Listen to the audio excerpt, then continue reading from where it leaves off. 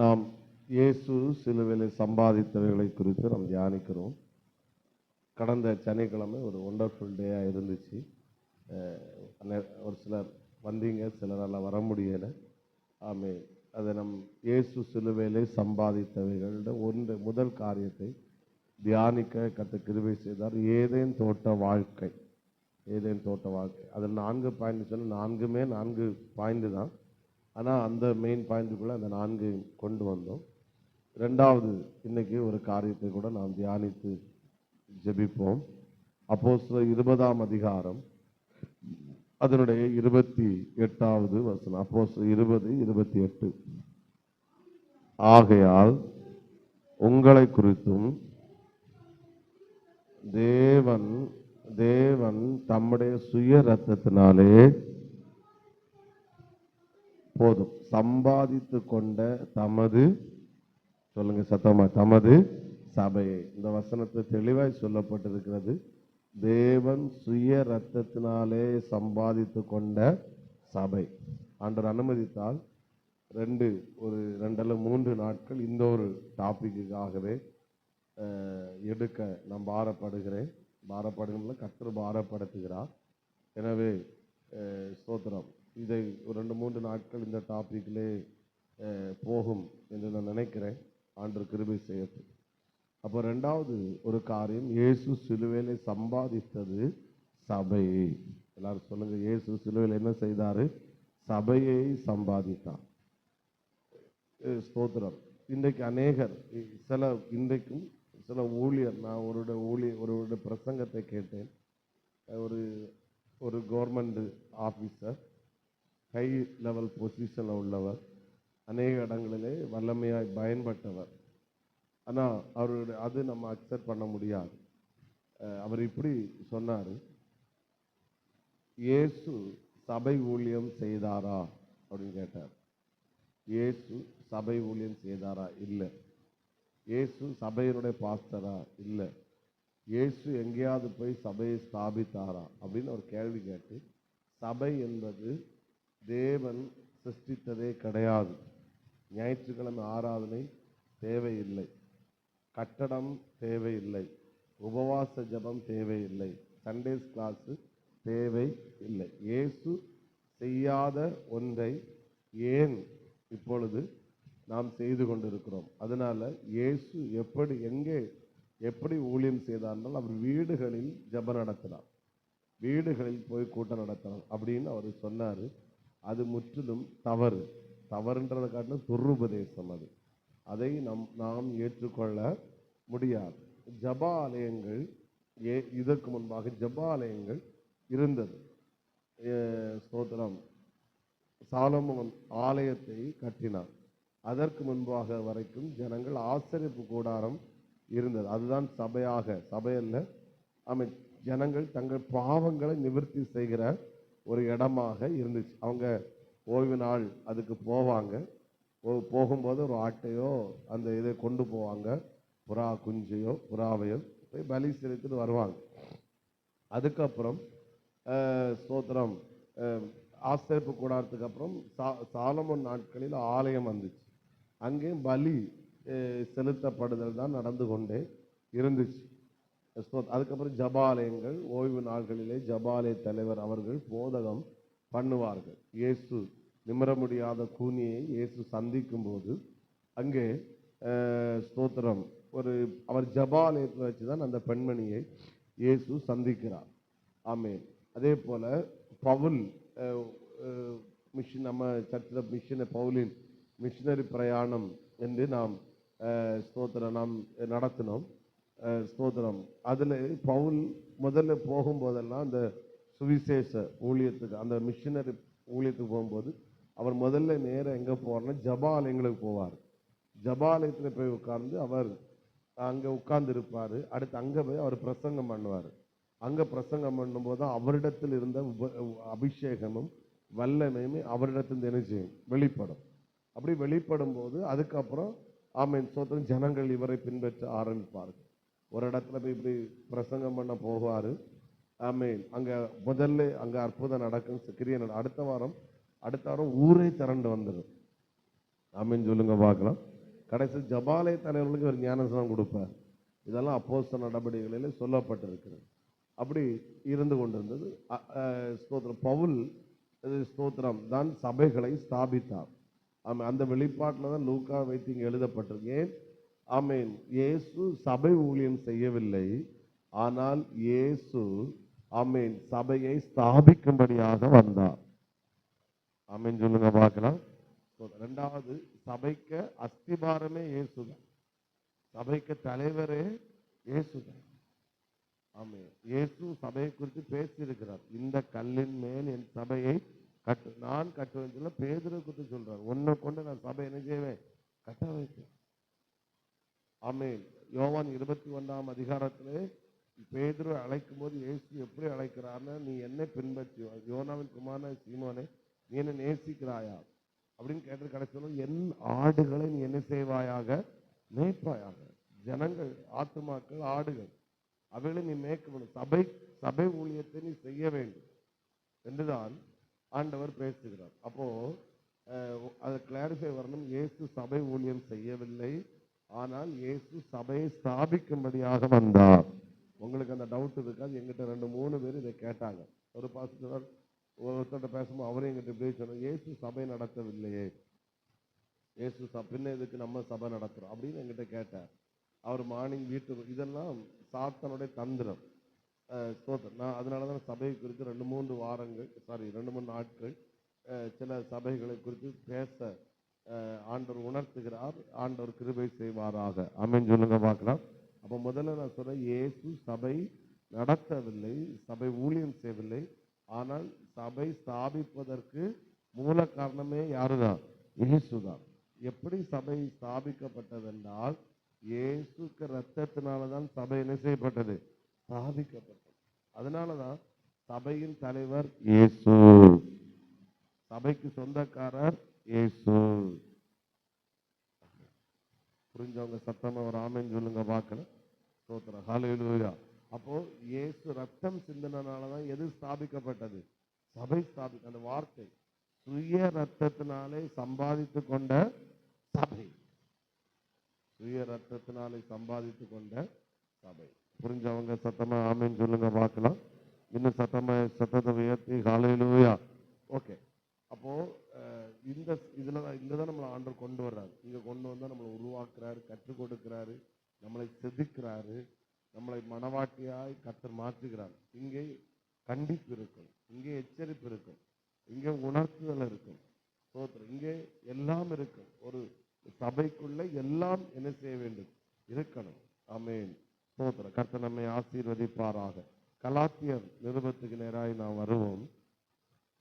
ஸ்தோத்திரம். அதிலிருந்து சில சபையில ஒரு என்ன இருக்கிறது, ஆமென், சபை என்பது என்ன என்பதை பவுல் சில காரியங்களை கலாத்தியர் நிருபத்துக்கு எழுதுகிறார். ஆமென். ஸ்தோத்திரம். கலாத்தியர் வாசித்தாலே தெரியும், அதில் நிறைய காரியங்கள் அங்கே அடங்கி இருக்கிறது. சில 2-3 காரியங்களை சபை என்பது என்ன என்பதை குறித்து நான் சொல்லுகிறேன். முதலாவது 1ஆம் அதிகாரம், கலாத்தியர் 1ஆம் அதிகாரம், அதனுடைய 6வது வசனத்தை வாசிப்போம். உங்களை கிறிஸ்துவின் கிருபையினாலே அழைத்தவரை, உங்களை கிறிஸ்துவின் கிருபையினாலே அவர் உங்களை என்ன செய்தாரு? அழைத்தவரை, அவரை, அந்த இயேசுவை நீங்கள் இவ்வளவு சீக்கிரமாய் விட்டு வேறொரு சுவிசேஷத்துக்கு திரும்புகிறதை பற்றி நான் என்ன செய்கிறேன்? ஆச்சரியப்படுகிறேன். நீங்கள் சபையில இருந்து இயேசு குறித்து அறிந்து கொண்டீர்கள், ஆனால் இப்பொழுது நீங்கள் என்ன செய்தீர்கள்? வேறொரு சுவிசேஷத்துக்கு என்ன செய்து விட்டீர்கள்? திருப்பப்பட்டு விட்டீர்கள். நான் ஆண்டவர் அனுமதித்த நியாய பிரமாணத்தை குறித்தும் நான் இந்த வாரத்தில் சில காரியங்களை பேசுவேன். ஏன்னா கடைசி இப்போ நான் ஸ்பிரிச்சுவலில் சம்பந்தப்பட்டு பேசிட்டு இருக்கிறேன். அடுத்து உலக பிரகாரமாக தேவன் என்னென்ன சம்பாதிச்சாரு அதை பேசணும். அதனால் ஸ்பிரிச்சுவலில் கொண்டு வந்துட்டு அப்புறம் நான் உலக பிரகாரமான காரியங்களை பேசும்போது அதை நம்ம ரிசீவ் பண்ணணும். அது என்னுடைய ஆசை. ஸோ அது ஆண்டவர் நடத்தும் போல விட்டு கொடுக்குறேன். அப்ப நீங்க இங்க வந்துட்டு சுவிசேஷத்தை கேட்டீங்க. ஆனா இப்ப யாரோ ஒருவர் வேற ஏதோ ஒன்று சொன்னதுனால இந்த சுவிசேஷத்தை விட்டு நீங்கள் திரும்பி விட்டீர்கள். இதை குறித்து நான் என்ன செய்கிறேன்? ஆச்சரியப்படுகிறேன். அப்ப நான் இப்படி சொல்லுகிறேன், சபை என்பது தேவனை குறித்து அந்த வார்த்தை நான் சொல்லுகிறேன், முழுமையாய் அறிந்து கொள்ளுகிற ஒரு இடம்தான் சபை. ஆமென். எல்லாரும் இந்த வார்த்தை சொல்லுங்க, தேவனை குறித்து முழுமையாய், வெரி குட், அறிந்து கொள்ளுகிற இடம் சபை. ஆமென். ஒத்துக்கொள்றீங்களா? ஆமென். சபைக்கு ஒருவன் வந்தால் மட்டும்தான் அவன் தேவனை குறித்து முழுமையா என்ன செய்து கொள்ள முடியும்? அறிந்து கொள்ள முடியும். பிரசங்கம் என்பது என்ன? சுவிசேஷம். அந்த வார்த்தை அங்க வருகிறது. இந்த வார்த்தை வந்தபோது எனக்கு இந்த சிந்தை வந்து, சுவிசேஷம் என்பது தேவனை அறிவிக்கிற இடம். ஒரு கேள்வி கேட்கிறேன், சுவிசேஷம். இப்போ நீங்க உங்களிடத்துல ஒரு கேள்வி, நீங்க பதில் சொல்லணும், தப்போ கரெக்டோ. சுவிசேஷம்னா என்னது?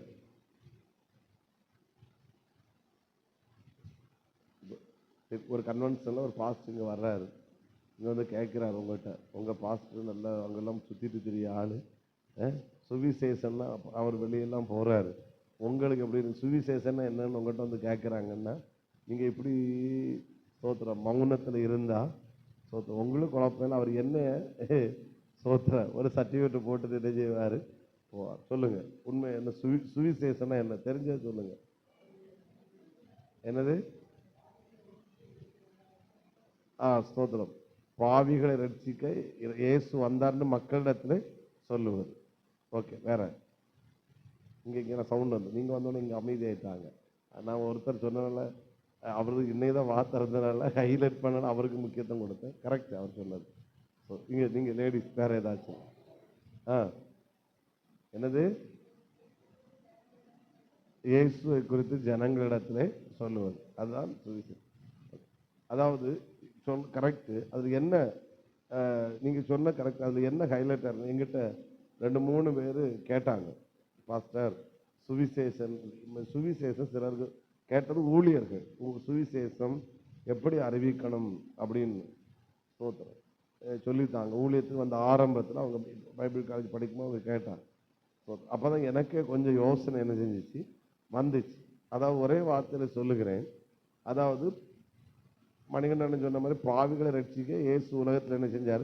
வந்தார். இதெல்லாம் சேர்த்து இதெல்லாம் கரெக்ட். இதெல்லாம் சேர்த்து ஒரே வார்த்தையில சொல்றேன், நீங்கள் என்ன செய்ய வேண்டும் என்பது அல்ல சுவிசேஷம், இயேசு உங்களுக்காக என்ன செய்தார் என்பதுதான் சுவிசேஷம்.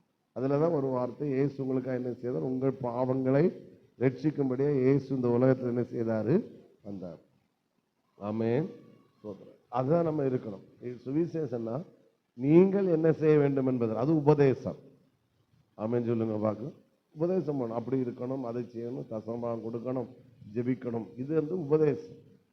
பட் சுவிசேஷம் என்பது நீங்கள் என்ன செய்ய வேண்டும் என்றல்ல, இயேசு உங்களுக்காக என்ன செய்தார். அதுலதான் ஒரு பாயிண்ட், உங்கள் பாவங்களை ரட்சிக்கும்படியாக இயேசு இந்த உலகத்தில் என்ன செய்தாரு? வந்தாரு. உங்கள் பாவங்களுக்காக இயேசு சிலுவையில மரித்தாரு. நீங்கள் ஒன்றும் செய்ய வேண்டாம், அவரை விசுவாசித்தால் போதும். ஆமென், உங்களுக்கு ரட்சிப்பு கிடைக்கும். ஆமென் சொல்லுங்க பார்க்கலாம். ஆமென். அப்போ இங்க கலாத்தியரை நம்ம வாசித்தா தெரியும். நான் நியாயப்பிரமாண டாபிக் டச் பண்ணுவேன். நியாயப்பிரமாணம் என்பது நாம் என்ன செய்ய வேண்டும் என்று போதிக்கிறது. கிருபையின் பிரமாணம் இயேசு என்ன செய்தார் என்பதை போதிக்கிறது. நியாயப்பிரமாணம் இச்சியாதிருப்பாயாக, நாம் செய்ய வேண்டியது. உன் தாயும் தகப்பனை கனம் பண்ணுவாயாக, நாம் செய்ய வேண்டியது. உபச்சாரம் செய்யாதிருப்பாயாக, களவு, இதெல்லாம் நாம் செய்ய வேண்டியது. பட் கிருபையின் பிரமாணம் நாம் என்ன செய்ய வேண்டும் என்றல்ல, இயேசு நமக்காக என்ன செய்தார். இத நம்ம பேசினாலே போதும், மக்களுக்கு இயேசு மிகவும் நேசிக்கப்படத்தக்கவராய் மாறிவிடுவார். ஒருத்தன் சுவிசேஷம் அவன் கேட்கும் போது அவனுக்கு தெரியும், இந்த இயேசு நல்லதுதான், இந்த வாழ்க்கையில நம்மளால என்ன செய்ய முடியாது, வாழ முடியாது, ஆள விடு சாமி, நான் என் பாட்டுக்கே இருந்துட்டு போறேன் அப்படின்னு இருக்கும். அதல்ல அவங்களோட. நீ சும்மா இரு, அவர் உனக்காக என்ன செய்தார். ஆமென் சொல்லுங்க பார்க்கலாம். அதை தான் ஒரு இன்டைரக்டா நம்ம தியானிச்சுட்டு இருக்கிறோம். ஆமென் சொல்லுங்க பார்க்கலாம். அவர் என்ன செய்தார்? அப்போ அவர் என்ன செய்தார் என்று நாம் அறியாமலே ஸ்தோத்திரம் நம்மளால சுவிசேஷம் சொல்ல முடியாது.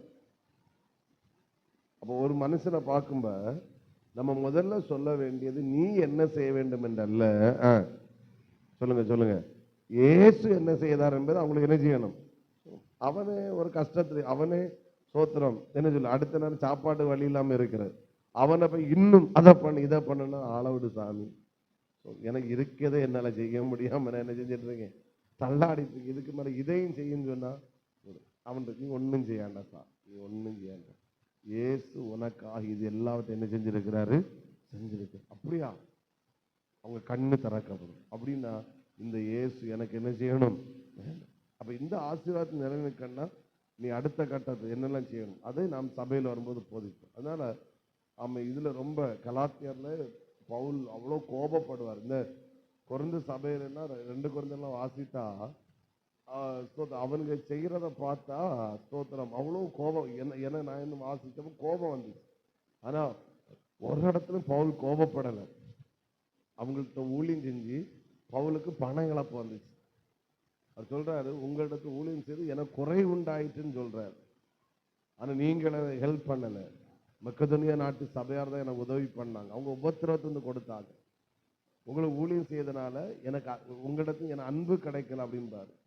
2 கொரிந்தியர் கடைசி அதிகாரங்களை வாசித்தா அந்த சர்ச்சு பாஸ்டர் என்கிற மென்டாலிட்டியில இருந்து வாசிக்கும் போது அது கண்ணு நிறையும். ஆனால் கூட அவர் என்ன செய்யலாம், கோபப்படலை. அதுக்கடையில் ஒரு இடத்துல இன்னும் இவ்வளவு நான் உண்மையா இருந்து உங்களுக்கு என் மேல ஏதாவது கஷ்டம் இருந்துன்னா நீங்கள் என்ன மன்னியுங்கள் என்று கூட அவங்களிடத்த மன்னிப்பு கேட்பார். இந்த 2 கொரிந்தியர் 12:13 சொல்லுகிறார். இதனாலே 2 கொரிந்தியர் 12ஆம் அதிகாரம் 13வது வசனம், எதிரே மற்ற சபைகளுக்கு குறைவா இருந்தீர்கள், நான் உங்களை வருத்தப்படுத்தாதிருந்ததே உங்களுக்கு. ஆனா உங்களை வருத்தப்படுத்தலை. ஆமீன் சொல்லுங்க பார்க்கலாம். உங்களை வருத்தப்படுத்தாததான் குறைவு. அப்படி இருந்தும் இந்த அநியாயத்தை எனக்கு என்ன செய்யுங்கள், மன்னிப்பு கேட்கிறார். ஆமீன். அவ்வளவு சாதுவா மனிதனா இருந்த இந்த பவுல் கலாத்தியருக்கு அடித்து வரும்போது அவர் சொல்றாரு 8ஆம் வசனம், ஒரு தூதனாவது வேறொரு சுவிசேஷத்தை உங்களை பிரசங்கித்தால் அவன் எப்படிப்பட்டவன், இங்க இங்க என்ன சொல்ல புலி இங்க பூனை அங்க புலியா மாறுறார். அப்போ நான் என்ன கேட்கணும், அந்த சுவிசேஷம் தவறாய் போதிக்கப்படுவது அதை பவுலால சகிக்க முடியல. உபச்சாரம் செய்தது கூட சகிச்சு பேசினவர், பட் சுவிசேஷம் மாறும்போது அவரால் சகிக்க முடியல. புரிகிறவங்க ஒரு ஆமேன் சொல்லுங்க பார்க்கலாம். ஆமேன். சத்தமா ஒரு ஹல்லேலூயா சொல்லுங்க. ஹல்லேலூயா. ஆமேன். 9 இன்னும் சொல்றாரு, நான் மறுபடியும் சொல்லுகிறேன், நீங்கள் ஏற்றுக்கொண்ட சுவிசேஷத்தை அல்லாமல் வேறொரு சுவிசேஷத்தை ஒருவன் உங்களுக்கு பிரசங்கித்தால் அவன் சபிக்கப்பட்டவன். ஹல்லேலூயா. சத்தமா கரங்களை உயர்த்தி ஆண்டவரை மகிமைப்படுத்துவோம். ஹல்லேலூயா. எவ்வளவு முக்கியமான ஒரு காரியம். அப்போ ஆமென் ஸ்தோத்திரம். இயேசுவை குறித்து அறிந்து கொள்ளுகிற ஒரு இடம்தான் சபை. ஆனால் எப்படி அறிந்து கொள்ளணும்னா சரியான விதத்தில் என்ன செய்ய வேண்டும், அறிந்து கொள்ள வேண்டும். ஊழியர்களும் அதை சரியான விதத்தில் போதிக்க வேண்டும். கர்த்தர் கிருபை செய்வாராக. ஆமென். அப்போ நமக்கு என்ன உணர்வு அதிகமாக உண்டாகணும்னா இந்த 1 month ஃபாஸ்டிங் ப்ரேயரில் நம்முடைய ஸ்பிரிச்சுவல் growth கண்டிப்பாக வரும், அது உண்டாகும். அதே நேரத்தில் இந்த நாட்களில் தேவனை குறித்து இன்னும் ஒரு அறிந்து கொள்ளுகிற அனுபவத்தை இந்த 1 மாத ஜெபத்திலே கர்த்தர் நமக்கு உண்டு பண்ணுவாராக. ஆமென் சொல்லுங்க பார்க்கலாம். அதுல என்ன அறிவு உண்டாகணும், தேவனை குறித்து நிறைய அறிகிறான். அதுல என்ன அறிவுன்னா, எனக்காக இயேசு எதெல்லாம் செய்து முடித்தார். ஆமென். அந்த அறிவு நமக்கு முதல்ல என்ன செய்யணும், வரணும். அதே குறித்து அந்த அறிவு வந்துட்டுன்னா நம்மால என்ன சொல்ல, ஆண்டவரை தேடாம ஆராதிக்காம அவருக்காக வாழாம நம்மளால் இருக்கவே முடியாது. எனக்கு இவ்வளவு செஞ்சிருக்கிறாரா? சத்தமா ஒரு ஆமென் சொல்லுங்க பார்க்கலாம். ஒரு பிள்ளை காலேஜ் 3 வருஷம் படிக்குன்னு வச்சுக்கோங்க, படிக்குது. அவள் ஒரு ஃபீஸும் கட்டலை. ஆனால் ஸ்தோத்திரம், யார் ஃபீஸ் கட்டினா அப்படின்னு ஒன்றுமே அந்த பிள்ளைக்கு தெரியாது. ஸ்கூல் இந்த காலேஜ் முடிக்குது. காலேஜ் ஃபீஸ் மட்டும் ஒரு 3 வருஷமும் படித்து முடிக்க ஒரு 5 லட்சம் ரூபாய் ஆகிறது. ஸ்தோத்திரம். அது கிராஜுவேஷன் முடியுது. கிராஜுவேஷன் முடிஞ்சு திடீர்னு ஒரு நபரை சந்திக்குது. அப்போ அந்த காலேஜ் ப்ரொஃபஸர், இது எக்ஸாம்பிள் சும்மா ஒரு உதாரணம் சொல்கிறேன், காலேஜ் ப்ரொஃபஸர் ஒரு நபரை காண்பித்து கொடுக்குறாரு. இவர் யாருன்னு தெரியுதா? இல்லையே, எனக்கு தெரியல உனக்கு. நீ 3 வருஷம் ஒரு ஃபீஸும் கட்டாமல் படிப்பதுக்கு காரணம் இவராக்கும் உனக்கு 5 லட்சம் ஒவ்வொரு மாதமும் செமஸ்டருக்கு ஏற்ற ஃபீஸு கரெக்டாக அனுப்பி கொடுத்த நபர் இந்த நபர் தான் அப்படின்னு சொல்லும்போது அந்த பிள்ளைக்கு எப்படி இருக்கும்? ஆமே, சத்தம் ஒரு அலையிலேயே சொல்லுங்க பார்க்கலாம். சந்தோஷம், மகிழ்ச்சி, அந்த நபர் மேலே தண்ணி பாசல். இது இப்போ இந்த பிள்ளைக்கு தெரியலை. அந்த பிள்ளைக்கு இந்த ப்ரொஃபஸர் சொல்லாத வரைக்கும் அந்த பிள்ளைக்கு தெரியாது இவர் யாருன்னு. அப்போ அப்படி தெரியாத போது இவர் இந்த பிள்ளை அதே அந்த நபரை பார்க்கும்போது அவரை கண்டுக்காம போகும். ஆமே, அவருக்கு தெரியுது இந்த பிள்ளை நான் ஃபீஸ் கட்டினால 3 வருஷம் என்ன செஞ்சிருக்கா, படிச்சிருக்கா. ஆனால் அந்த நபர் பின்னாடி போனாலும் இந்த பிள்ளை கண்டுக்காது, சிரிக்காது, ஒரு ஸ்மைல் கூட பண்ணாது. ஏன் ஸ்மைல் பண்ணலை, ஏன் சிரிக்கலைன்னா அந்த பிள்ளைக்கு அந்த நபர் மேலே பாச மரியாதை இல்லைன்னு, அவளுக்கு அவர் யார் என்பதை என்ன செய்யலை, அவளுக்கு என்ன செய்தான் தெரிந்தால் அவள் அந்த பார்வையே மாறும். ஒத்துக்கொள்கிறவங்க ஒரு ஆமேன்னு சொல்லுங்க பார்க்கலாம். இதே போல தான் சுவிசேஷமும் இயேசு. இப்போ இயேசு இந்த உலகத்தில் இருக்கிறார். ஏன் மனிதர்கள் அவரை கண்டுகொள்ளவில்லை? ஏன் அவரை வழிபடவில்லை? ஏன் அவரை ஸ்தோத்திரம் இயேசுவை எனக்கு வேணும் என்று அவருக்காக வாழ தெரியலைன்னா அவங்களுக்கு தெரியலை இயேசு இவர்களுக்காக என்னெல்லாம் செய்து வைத்தார் என்பது தெரியலை. அதனால ஒரு ப்ரொஃபஸர் காண்பித்து கொடுக்கிறாரு, இவர் தான் உனக்காக இதெல்லாம் செஞ்ச காண்பித்து கொடுக்கறது போல தான் அதுக்கு பேர் தான் சுவிசேஷம். அதை தான் நம்ம செய்கிறோம். இவர் தான் உனக்கு இதெல்லாம் செஞ்சிருக்கிறாரு. அப்போ அந்த பிள்ளையோட லெவல் மாறுது பார்த்தீங்களா? அது போல தான். அப்போ நமக்கு ஏன் இன்னைக்கும் நம்ம சுவிசேஷம் என்ன செய்யணும், நீ என்ன செய்யணும், அதை பண்ணு, இதை பண்ணு. அவனே சர்ச்சுக்குள்ளே என்ன வந்து உட்கார்ந்துருப்பான், ஏகப்பட்ட டென்ஷன், ஏகப்பட்ட பிரச்சனை. ஸ்தோத்திரம், ஒரு ஆமேன்னு சொல்லுங்க பார்க்கலாம். இங்கே வந்தால் அது ஒரு 2 மணிக்கு நிம்மதியாக இருந்துட்டு போகலான்னு பார்த்தா இங்கே வந்த இடத்துல நீ அதை பண்ணு இதை பண்ணுன்னு சொல்லும்ப அவன் பண்ணோம் இதோட வீட்டிலேயே இருந்துட்டு போகிறான்.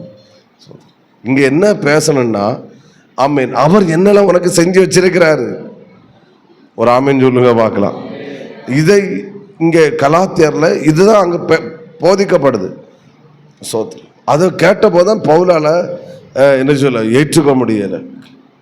ஸ்தோத்திரம், ஆமேன்னு சொல்லுங்க பார்க்கலாம். சகோதரா, தேவப்பிள்ளை, நமக்கு தேவையான அத்தனையும் இயேசு சிலுவையிலே செய்து முடித்து விட்டார். அது எப்படி முடித்து அதை தான் நம்ம பார்த்தோம், ரத்தம் சிந்தினார். அப்போ இங்கே சபைக்கு வரும்போது இவர் எனக்கு என்ன செய்தார் என்பதை நாம் என்ன செய்து கொள்கிறோம், அறிந்து கொள்ளுகிறோம். ஆமேன்னு சொல்லுங்க பார்க்கலாம். ஸ்தோத்திரம். இப்போ இன்னொரு சொல்றாங்க, அந்த ஆளை உனக்கு 3 வருஷம் ஃபீஸ் கட்டின ஆளை நீ மதிக்காத அப்படின்னு 3வது ஒரு ஆள் சொல்லுதுன்னா இந்த பிள்ளை மதிக்காம இருக்குமா? சொல்லுங்க, மதிக்காம இருக்குமா? ஆமே, அவ தெரியும், இந்த பிள்ளை தெரியும். இன்னைக்கு நான் இந்த கிராஜுவேஷன் வாங்கி இந்த டிப்ளமா முடிச்சுட்டு வெளியே வர்ற காரணம் இவராக்கும்.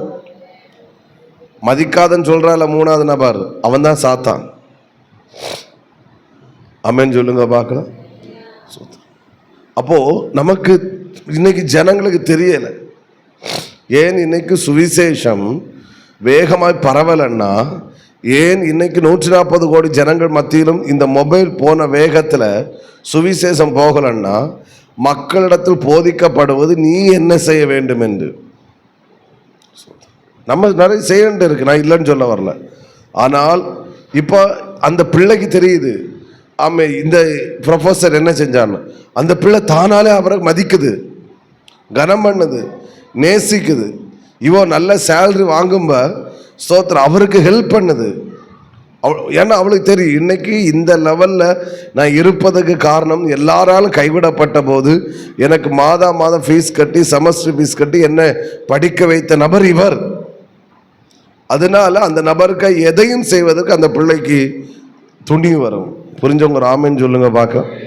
ஏன் பேதுருக்கு இவர்களுக்கெல்லாம் இயேசுக்கு மரிப்பதற்கு ஆயத்தம் வந்துச்சு? ஏன்னா அவர் இவர்களுக்காக என்ன செய்தார் என்பது அவங்களுக்கு தெரிந்தது. ஆமென் சொல்லுங்க பார்க்கலாம். அதனால எங்களுக்காக ஜீவனை கொடுத்த தெய்வத்திற்கு நாங்களும் ஜீவனை கொடுக்க ஆயத்தம் என்று அவர்கள் வந்தார்கள். ஆமென் சொல்லுங்க பார்க்கலாம். நமக்காக செய்ய வேண்டியது எல்லாவற்றையும் செய்த ஒரு இயேசுவை நாம் ஆராதிக்கிறோம். இதை பார்த்தா நமக்கு மரியாதை தானாவே வரும் சார். அவர் இயேசுன்னு சொன்னாலே நம்ம கண்ணு நிறையும் சார். இயேசு ஆராதிப்பதற்கு முன்னே இருந்துட்டு ஒருத்தரும் அது பண்ணு இது பண்ணு சொல்ல வேண்டிய அவசியம் இல்லை சார். என்ன வாழ வைத்தவர்.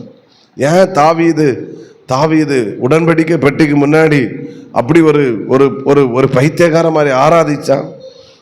அவன் இயேசு எப்படி பார்த்தான் என்றால் அவனுக்கு என்ன செய்தார் என்பதை அவன் அப்பவே பார்த்தார். அவன் லைஃப்ல அவனுக்கு அப்ப தாவீதுக்கு இயேசு மறிக்கலை. ஆனால் அவன் சொல்ல அவனுக்கு அவர் செய்தது என்னது? அவர் சொன்னார், குப்பையிலேயும் குழியிலையும் கடந்தேன், இன்னைக்கு என்ன பிரபுக்களோட உட்கார என்ன செஞ்சிருக்கிறாரு? அவனுக்கு கொடுத்தது உயர்வு மட்டும்தான். அதை பார்த்த தாவீதாலே ஆராதிக்காமல் இருக்க முடியவில்லை. ஆமென். எனக்காக உயிரை கொடுத்தவருக்கு ஒரு 15 நிமிஷம் முழங்கால் நிற்பது எனக்கு கடினம் அல்ல. எனக்காக உயிரை கொடுத்த தெய்வத்திற்கு மாதந்தோறும் தருகிற வருமானத்தில் ஒரு பங்கை நான் அவருக்கு கொடுப்பது அது எனக்கு பாக்கியம். ஏன் தசமமாக ஏன் மக்களுக்கு கஷ்டமா தெரியுது? அவங்க என்ன நினைக்கிறாங்கன்னா ஏதோ நம்மிடத்திலிருந்து பிடுங்கப்படுகிறது என்று. நீங்க இல்லை, அந்த வெளிச்சம் வராதவங்க, வெளிச்சம் உள்ளவங்க சோத்திரம் அந்த காசை கொடுக்கும்போது, காணிக்கை கொடுக்கும்போது அவங்க உள்ளத்தில் அவ்வளோ சந்தோஷம். என்ன வாழ வச்ச தெய்வத்துக்கு, எனக்கு ஜீவனை கொடுத்த தெய்வத்திற்கு, எனக்கு இப்போ பலனை கொடுத்தது, என் வருமானத்தில் ஒரு பங்கை நான் அவர் கொடுப்பது எனக்கு கிடைச்ச பாக்கியம் சார். எனக்கு கிடைச்ச பாக்கியம் சார். ஹல்லேலூயா. ஆனாலும் இது தசமம் கொடுக்கும்போது ஆமென் இன்னும் அவர் என்னை ஆசீர்வதிக்கிறார். இப்போ மக்கள் எப்படி கொடுக்குறாங்க? 10ல் 1 பங்கு கொடுக்கணும், கொடுத்தாதான் நம்மளை ஆசீர்வதிப்பார். அந்த சிந்தையோடு கொடுக்கவே கூடாது. ஆமென். இது மற்ற பிஸ்னஸ் மாதிரியாக்கும். 10 கொடுத்தா 100 கிடைச்சும். அப்படி அல்ல இது. என்ன வாழ வச்சாரு, எனக்கு ஜீவனை கொடுத்தாரு, எனக்கு பலன் தந்தாரு, எனக்கு உயிரே கொடுத்தாரு. அவருக்கு நான் ஒரு பங்கை எடுத்து அவர் கையில் நான் கொடுக்குறேன். அவர் என்னை ஆசீர்வதிக்காட்ட நான் அவருக்கு கொடுப்பேன். ஏன்னா அவர் எனக்கு தர வேண்டிய எல்லாவற்றையும் அவர் எனக்கு தந்துட்டாரு. எனக்கு செய்ய வேண்டிய எல்லாவற்றையும் அவர் செஞ்சு முடிச்சிட்டார். வேற தர்றது என்ன இருக்கு? பிதா கேட்கிறாரு, சொந்த குமாரன் பாராமல் அவரை உலகத்தை தந்தவர் மற்ற எல்லாவற்றையும் அருளாது இருப்பது எப்படி? தராமல் இருப்பாரா? தராமல் இருப்பாரா? ஆமீன் சொல்லுங்க பார்க்கலாம். தேவனை குறித்து அறிந்து கொள்கிற இடம் என்ன அறியணும்னா, சுவிசேஷம் எனக்காக அவர் என்ன செய்தார், அந்த அறிவு உண்டாகிற இடம் தான் என்னது? சபை. புரிஞ்சவங்க சத்தமா ஒரு அலையிலே சொல்லுங்க பார்க்கலாம். இன்னும் சத்தமா ஹல்லேலூயா. ஆமே. 2வது பாயிண்ட்ல இருந்தேன். 2வது அவர் அதே 6ஆம் வசனத்திலே சொல்றாரு, இவ்வளவு அழைத்தவரை நீங்கள் இவ்வளவு சீக்கிரமாய் விட்டு. ஆமே. நல்லா கவனிங்க.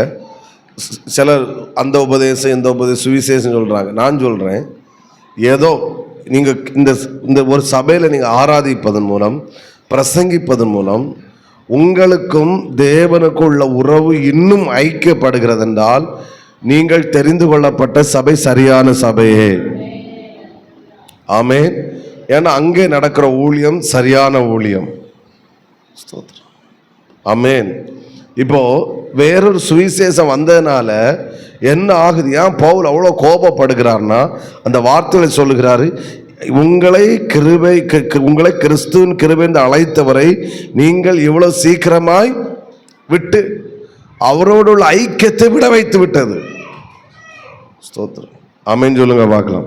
அப்ப சபை என்பது இரண்டாவது சொல்றேன், ஒன்று தேவனை குறித்து அறிந்து கொள்கிற இடம், அதுல எதை அறிய வேண்டும், எனக்காக இயேசு என்ன செய்தார். ரெண்டாவது சபை என்பது அறிந்து கொள்கிற இடம் மட்டுமல்ல, தேவனோடு இன்னும் கிட்டி நெருங்கி சேர வைக்கிற இடம் தான் சபை. ஆமென் சொல்லுங்க பார்க்கலாம். சத்தமா ஹல்லேலூயா ஸ்தோத்திரம். நீங்க தேவனை அறிகிற அறிவோடு நின்று விடக்கூடாது. ரெண்டாவது அவரோடு உறவு என்ன செய்யணும், வைக்கணும். இந்த 1 மந்த் முடியும் போது ஸ்பிரிச்சுவல் growth என்பதனுடைய இன்னொரு அர்த்தம் என்ன, இயேசுவோடு நாம் இன்னும் நெருங்கி சேர்ந்து விட்டோம். ஹல்லேலூயா. அந்த உறவுல இன்னும் நெருங்க கர்த்தர் என்னை வைத்தார். இந்த நெருக்கம் வரல அப்படின்னா நீங்க இங்க வர்றது வேஸ்ட். நீங்க நெருக்கம் வந்துட்டேன்னா நீங்க வந்தது மிகப்பெரிய ஆசீர்வாதம். சத்தமா ஒரு அலையிலே சொல்லுங்க பார்க்கலாம். இன்னும் சத்தத்தை உயர்த்தி ஹல்லேலூயா. இப்போ வேறொரு சுவிசேஷம் வந்தனால என்னாச்சுன்னா அந்த ஜனங்கள் தேவனை விட்டு விலகினார்கள். அதான் ரொம்ப சங்கடம். மனுஷனை விட்டு அங்க விலகல, யாரை விட்டு விலகினார்கள்? அந்த வார்த்தை, உங்களை கிறிஸ்துவின் கிருபையினாலே அழைத்தவரை, தெய்வ அழைத்தவரை நீங்கள் இவ்வளவு சீக்கிரமாய் விட்டு. அப்போ பவுல் பண்ணின உபதேசத்துல சுவிசேஷத்துல என்ன உண்டாயிடுச்சு? ஜனங்கள், கலாத்தியர் மக்கள் தேவனோடு நெருங்கினார்கள். வேறொரு சுவிசேஷம் வந்தபோது அவர்களுக்கு தேவனோடு உள்ள ஐக்கியம் விட்டுவிட்டது, போய்விட்டு. ஆமென். நீங்க ஏங்க என்னுடைய ஏக்காதான் சோத்திரம் ஏக்க ஆண்டவரை இந்த உபவாச ஜெபத்தின் மூலம் இன்னும் நம்மோடு நெருங்கி சேர வேண்டும் ஆண்டவரே. அதனால தான் சொன்னேன், நீங்கள் சர்ச்சுக்கு வர்றதோட நிப்பாட்டக்கூடாது, பர்சனல் ப்ரேயரை நீங்கள் அதிகமாக பண்ணுங்க அப்படின்னு. ஆமென் சொல்லுங்க பார்க்கலாம். அவரோடு நெருங்கிட்டோன்னா இந்த உலகத்தில் நம்ம சாதிக்கலாம் சார், நம்ம சக்ஸஸாக வாழலாம். ஸோ ஆமென் சொல்லுங்க பார்க்கலாம். 3வது பாயிண்ட் நான் சொல்லிடுறேன், அது இணைச்சி சொல்கிறேன், மணி 8:15 தாண்டிட்டு. அதாவது அவர் யார் என்பதை மட்டும் நாம் அறிகிறதில்லை, அவரோடு நெருக்க வைக்கிறது மட்டுமல்ல, நாம் யார் என்பதையும் அறிந்து கொள்கிற ஒரு இடம் தான் சபை. யார் அறியணும்? தேவனை மட்டும் அறிஞ்சா போதாது. நீங்கள் யார் என்பதை குறித்து அறிந்து கொள்கிற இடம் தான் என்னது? சபை. சத்தமோ அலையிலே சொல்லுங்க பார்க்கலாம். இந்த சத்தம் போதாது, இன்னும் சத்தத்தை உயர்த்தி ஹல்லேலூயா ஹல்லேலூயா. வசனங்கள் கலாத்தியர்ல இருக்கு, நான் சொல்றேன். அப்போ இன்னைக்கு நாம் ஏன் நாம் ஒரு சாதாரணமான ஒரு லோக்கல் லைஃப் வாழ்றோம் அப்படின்னா, நாம் யார் என்பது நமக்கு தெரியவில்லை. ஆமென் சொல்லுங்க பார்க்கலாம். தெரியல. நாம் யார் என்பது நம்ம தெரிஞ்சிட்டோம் அப்படின்னா நம்மளால சும்மா இருக்கவே முடியாது, நம்மளால சாதாரணமான வாழ்க்கை வாழவே முடியாது. நீங்கள் யார் என்பதை அறிந்து கொள்கிற இடம் சபை. ஆமென். அதை கொஞ்சம் டீப்பா சொல்றேன். உங்க மேல இருக்கிற அழைப்பு என்ன, உங்க அபிஷேகம் என்ன, உங்க எதிர்காலம் என்ன, உங்களை குறித்த தேவ திட்டம் என்ன, இதெல்லாம் இந்த சபையில் வரும்போது நான் அறிவிக்கப்படுகிறோம். ஒரு தீர்க்க தரிசனம் நமக்கு நேராக வருகிறது என்றால் அது என்ன, அது எதை காட்டுது என்றால் உங்களை குறித்த தேவ திட்டத்தை அது காட்டுகிறது. தேவன் உங்களுக்கு என்ன செய்ய போகிறார் என்பதை சொல்லுவதுதான் தீர்க்க தரிசனம். ஆமென். சத்தமா ரலிலே சொல்லுங்க பார்க்கலாம். ஒருவன் சபைக்கு வராத வரைக்கும் அவன் ஒரு எப்படியோ வாழ்வான். நான் வந்து விட்டான்னா அவன் அறிந்து கொள்கிறான், நான் யார், நான் யார், நான் யார், என்னுடைய எதிர்காலம் என்ன, என்னை குறித்த தேவ திட்டம் என்ன, நான் என்ன செய்ய வேண்டும், நான் எதை செய்தால் அதை சுதந்தரிக்க முடியும். இந்த உணர்வெல்லாம் எங்கே வருகிறது என்றால் சபைக்கு வரும்போது தான் வருகிறது. அதனால தான் தேவன் இரத்தம் சிந்தி சம்பாதித்து கொண்டது என்னது சொல்லுங்க? சபை. சபைக்கு அவ்வளோ முக்கியத்துவம் நம்ம கொடுக்கணும். சபை அவ்வளோ மேன்மையாக நம்ம பார்க்கணும். அதனால் நம்ம சபைக்கு என்ன வாங்கி வச்சாலும், சபை கட்டடம் மட்டும் இல்லை, நம்ம தான் சபை. நம்ம கூடி வருகிற இடம் இதையும் சபைன்னு நம்ம சொல்லுகிறோம். ஸ்தோத்திரம். ஒரு அலையிலே சொல்லுங்க பார்க்கலாம். பைபிள்னு சொல்லு அந்தியோகிய சபை, மக்கள் கூடுகிற இடம், பில்டிங் எல்லாம் சொல்லுது. ஸ்தோத்திரம். அதனால நம்ம இந்த தேவன் கூடி இங்கே வாசம் பண்ணுகிறார். ஆண்டவரும் சொல்றாரு ஸ்தலத்திலே வாசம் பண்ணுன்னு ஆண்டவர் சொல்றாரு. அப்படிதானே? உள்ளத்துல மட்டுமல்ல, இந்த ஸ்தலத்துல அவர் என்ன செய்யறாரு? வாசம் பண்ணுகிறார். ஏன்னா நம்ம இந்த இடத்தை உறங்கைக்கு பயன்படுத்த மாட்டோம், வேற என்ன வேற ஒண்ணுக்கும் பயன்படுத்த, இந்த இடத்தை எதுக்காக மட்டும்தான் பயன்படுத்துகிறோம்? அவரை ஆராதிப்பதற்காக. ஆமென். ஸ்தோத்திரம். புரிஞ்சவங்க ஒரு ஆமென் சொல்லுங்க பார்க்கலாம். அதனால இங்கே இருக்கிறதெல்லாம் ஆலயத்தில் நம்ம வாங்கி வைப்பது எல்லாம் பெஸ்ட்டாக இருக்கணும். அதுக்கு நம்ம ஒரு காரணராக அதுக்கு நம்ம இருக்கிறோன்னா அதனால அந்த நபருக்கு கிடைக்கிற ஆசீர்வாதம் பெரிய ஆசீர்வாதம். ஸோ என்னுடைய ஒரு ஆசை, ஆண்டவரே இந்த ஊழியர் கூட்டத்துக்கு முன்னாடி இன்வெர்டர் வாங்கி வச்சா எவ்வளோ நல்லாயிருக்கும். ஆமென். நான் கூட சகிப்பேன். இன்றைக்கி 2-3 தடவை கரண்டு நிறைய நேரம் போச்சு. ஆனாலும் அவர் மைக்கை பிடிச்சி பிரசங்கம் பண்ணும்போது என் உள்ளத்தில் இந்த சந்தோஷத்துக்கு அளவே இல்லை. ஸோ இல்லைன்னா போனோம்னா வந்துட்டு ஆமாம் ஜென்ரேட்டர் ஆன் பண்ணுங்க, அதை பண்ணுங்க, அது 20 நிமிஷம் தான் வாடும், மைக்கெல்லாம் பேசும், அப்படி இப்படி ஆகும். இப்போ ஒரு டென்ஷனும் கிடையாது. அப்போது சோத்திரம். சிலர் இதை காரணமாக நம்ம உள்ள மகிழும்போது அதற்கு காரணமாக இருந்த நபர்களுக்கு கண்டிப்பாக அது ஒரு பெரிய ஆசீர்வாதம் தான். ஆமாம். ஒரு பாஸ்டர் சொன்னார், நீ ஒரு ஃபேனை வாங்கி போட்டானா அது கீழே இருந்து ஒருத்தங்க உட்கார்ந்து குளிர் அந்த சூடு தணிக்குதுன்னா அந்த 1 நிமித்தம் அந்த ஃபேனு வாங்க அது அவ்வளோ பயன்படுதுன்னா அதற்கு உங்களுக்கு கிடைக்கிற ஆசீர்வாதத்துக்கு அளவே கிடையாது. இந்த வெளிப்பாடு சிஎஸ்எ மக்களுக்கு நிறைய இருக்குன்னு நினைக்கிறேன். அதனால தான் அவிய சர்ச்சில் ஏதாவது ஒன்று வாங்கி வைக்கணும் அவங்க அவ்வளோ இது பண்ணுவாங்க. சோத்திரம். இல்லை இன்னொன்று பேர் வர்றதுனாலையும் ரொம்ப மும்முரப்படுறாங்களா தெரியல, உபயம் அப்படின்னு சொல்லி பேர் போடுவாங்க. நம்ம பேர் போடியது கிடையாது. நம்ம சர்ச்சை இதே நான் பார்க்கேன். சிலர் அப்படி எனக்கு பேர் வரணும் நான் வாங்கி அதெல்லாம் விரும்புறது கிடையாது. நல்ல பழக்கம். அவன் கடைசி வரைக்கும் அந்த பெருமை வராமல் இருப்பதற்கு எல்லாருக்கும் கிருபை தருவாரா. ஆமே. ஒன்று பொருள் வாங்கி வைக்கிறோம், ஒரு ஸ்பீக்கர் நம்ம வாங்கி வைக்கிறோன்னா அது நம்ம இது பயன்படும். நம்ம அதுக்கு காரணம் கர்த்தர் நம்மளை அதற்கு காரணமாக வச்சிருக்கிறான்னா அதன் மூலம் தேவ சத்தம் வந்துக்கிட்டே இருக்கும்போது அதற்கு நாம் காரணம் இருக்கிறோம்னா அதற்கு இருக்கிற ஆசீர்வாதத்துக்கு அளவே கிடையாது. ஆமென். ஏன்னா இந்த சபை என்பது இது அவர் ரத்தம் சிந்தி சம்பாதிச்சது. பவுல் தெளிவாக சொல்றாரு. அப்போஸ் நடவடிக்கை எழுதின லூக்கா அவர் சொல்றாரு, ஆமென், தம் சுய ரத்தம் சிந்தி சம்பாதித்து கொண்ட சபை. அன்றைய கேட்கிறார், இயேசுவை எதற்கு ஜீவனை கொடுத்தீர்? ஆமென். ஜீவனை கொடுத்ததுனால என்னத்தை சம்பாதிச்சீர்?